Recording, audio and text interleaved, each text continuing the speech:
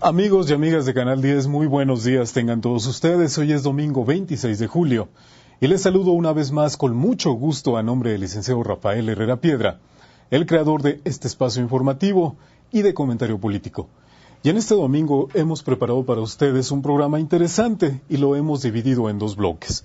Por un lado retomaremos algunos de los temas importantes de la semana en el ámbito de la economía y de la política. Por el otro, algunos temas que nos van a ilustrar de la realidad cotidiana, algunos temas un poco más tranquilos para relajarnos un poco en este fin de semana.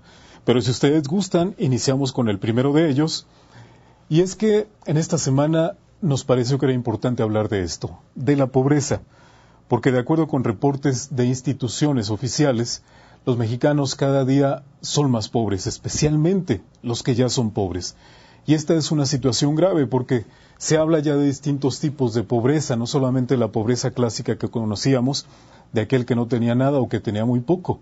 Hoy también se dice, por ejemplo, que es pobre el que no tiene para comer, el que no tiene para vestir, el que no tiene para darle educación, salud, transporte público, el que no puede adquirir una canasta básica. Y justamente de estos elementos nos van a hablar estos indicadores presentados a través de este trabajo. En México somos cada día más pobres.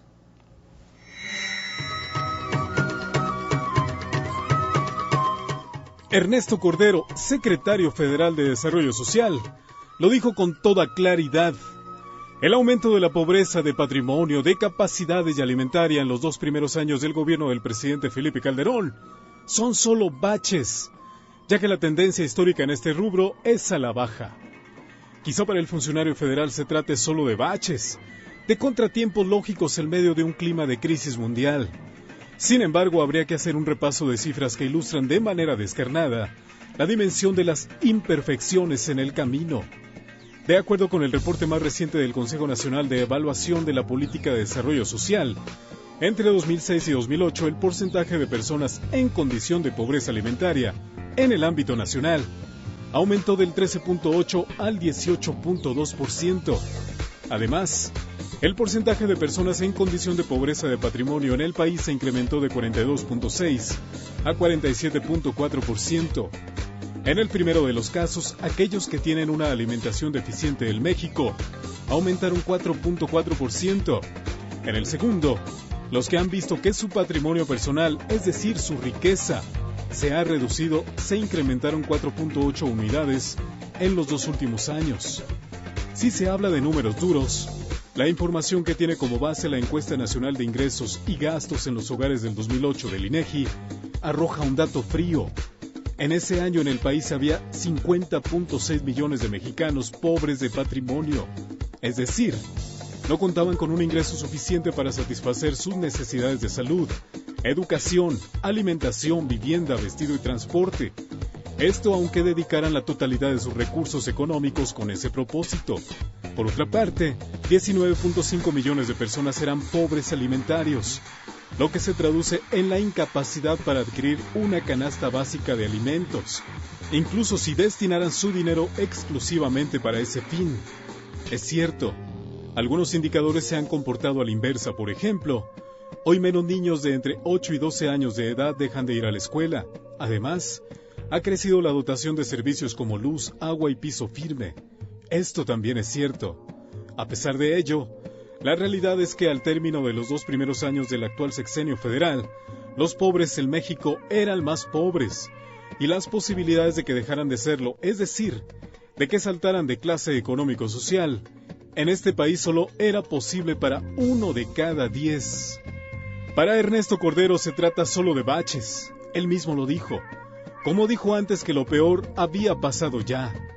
Como antes Agustín Carsten, secretario de Hacienda, había dicho que sería un catarrito y nada más. Como antes, tantos han dicho tanto. La verdad es que la vida en México para muchos es cada día más difícil. Ojalá que pronto haya una tarea de reorganización y los que deben hacerlo se pongan a trabajar, pues, si se trata de baches, el camino está lleno de ellos.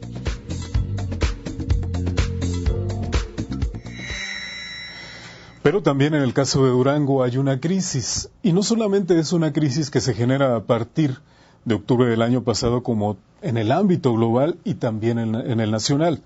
Durango también padece su propia crisis desde tiempo atrás. Sexenio tras sexenio, se nos dice que ahora sí vamos rumbo al progreso.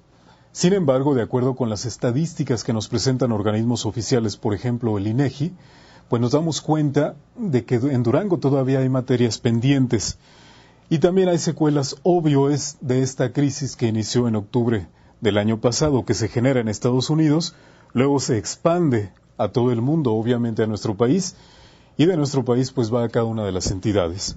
Vamos a escuchar a través de este trabajo de nuestra compañera Indra Muñoz de qué tamaño es la crisis aquí en Durango.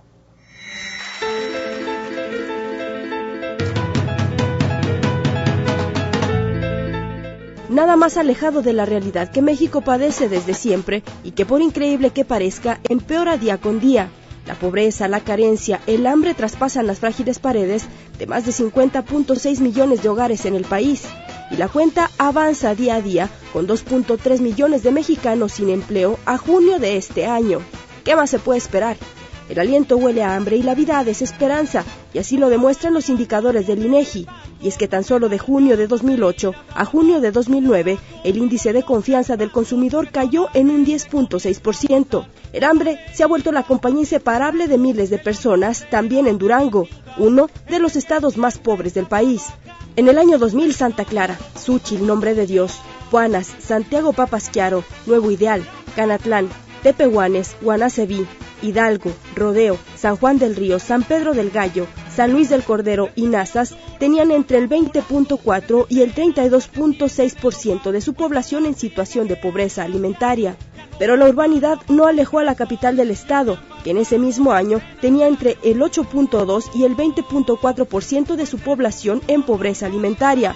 Pero en el indicador de pobreza patrimonial las cosas no son muy distintas. En el año 2000, 14 de 39 municipios reportaron que entre el 41.8% y el 53.4% de sus habitantes vivían en situación de pobreza patrimonial.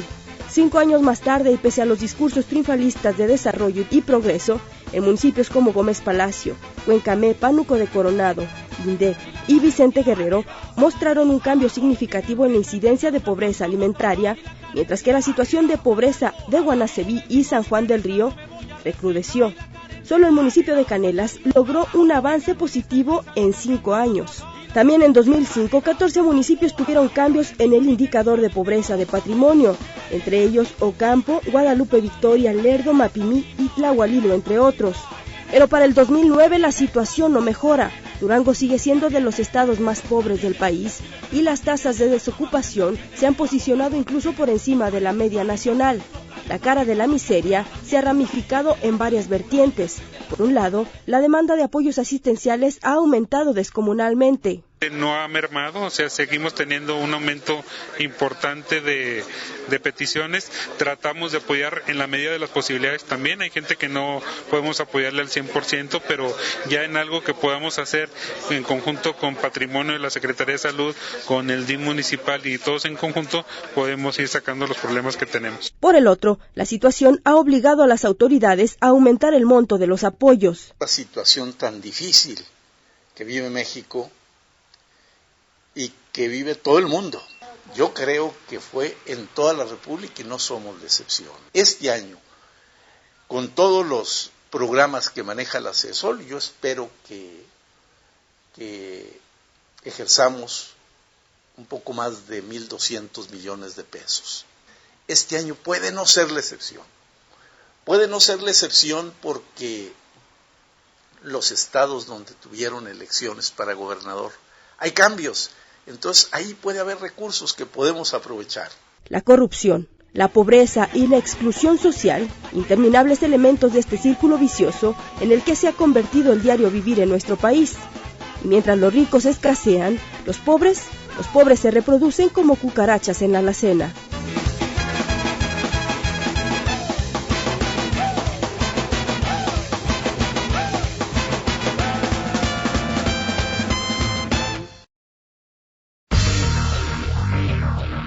Continuamos.